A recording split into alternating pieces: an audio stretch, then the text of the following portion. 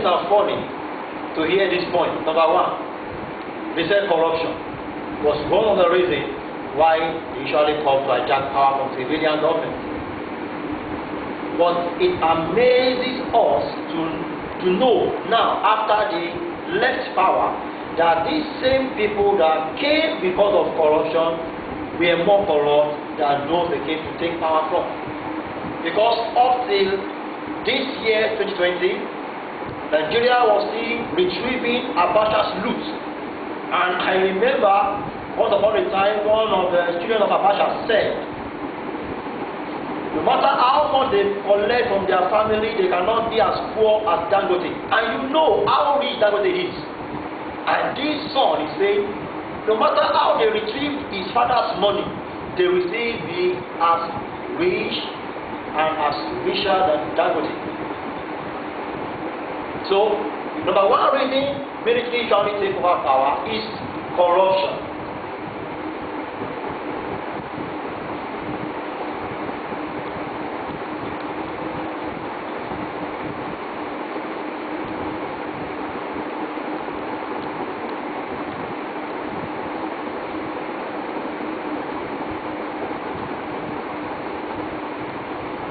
They allege that civilian leaders back then, the person of AKURE, Tafawa Balewa, Awolowo, Ajashi, Macaulay, all of those civilian leaders, Ahmadu Bello, they were corrupt.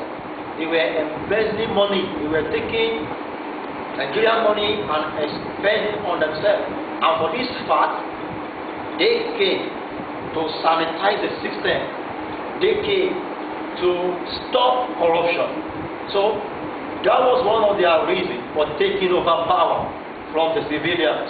But like I said earlier, now we can look back and see the difference between the civilian regime and the military regime, and we can say there is no difference between them. Both regimes are corrupt. Unfortunately, some of these leaders that were once military rulers in Nigeria are still the ones coming back as civilian leaders now, except for President Jonathan. Obasanjo came, used 8 years, once a military ruler. Yar'Adua also was once a military governor, and he came as a president. And his father was a former military head of state.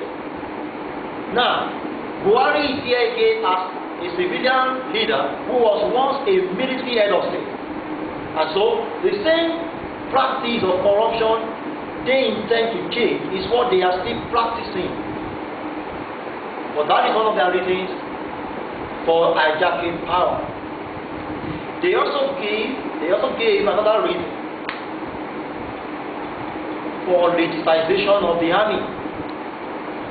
They allege that the army was being politicized, in the sense that promotion in the army, recruitment into the army, was not being done by merit. Rather, politics has come into play. A situation whereby, like the one that happened in 1966, AKURE Irosi's regime was toppled because it was argued that AKURE Irosi is not the most senior ranking officer that should be made the head of state at that time. That is why his regime was toppled. So such things came into play in the military regime. So they do not like the way civilians were influencing the personnel and the administration in the military, because they believe this should be done on merit and not by politics, not by influence, not by lobby. So this is another reason put forth why they hijack power from civilian government. Number 3, they argue that there was no level of infrastructural development in Nigeria.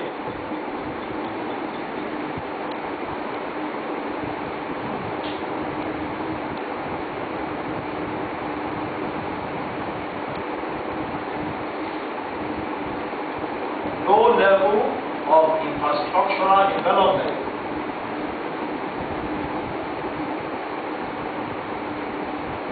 In this argument, they are trying to say that civilian leaders in Nigeria did not bring to play enough adequate infrastructural development.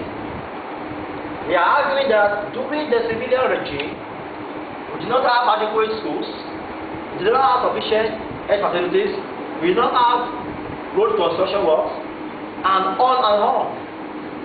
And because of that, because of this lack of development, they intend to take over power so that they can bring in some of the development. Another point they put forward was political crisis, census results, census crisis. Another reason they put forward was economic mismanagement, that Nigerian economy was not properly and adequately managed by civilian government. They also claimed that embezzlement was another problem. They also claimed that nepotism and favoritism was another problem. They also look at absence of free and fair election in Nigeria, among several other factors. Now, what can we say are the contributions of the military to Nigeria government or Nigeria politics? Contribution or achievement of the military in Nigeria.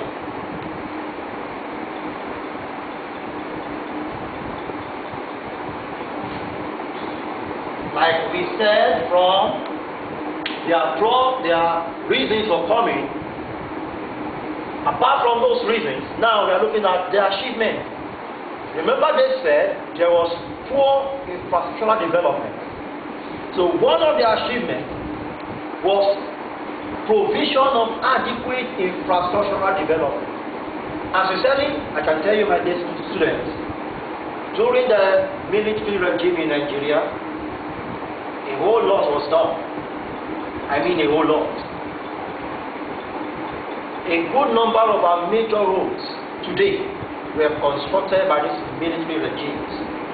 Talk about the Lagos-Ibadan Express Road, talk about the Port Harcourt Road, talk about the Abuja Road, talk about so many major roads were constructed by them. Talk about the bridges.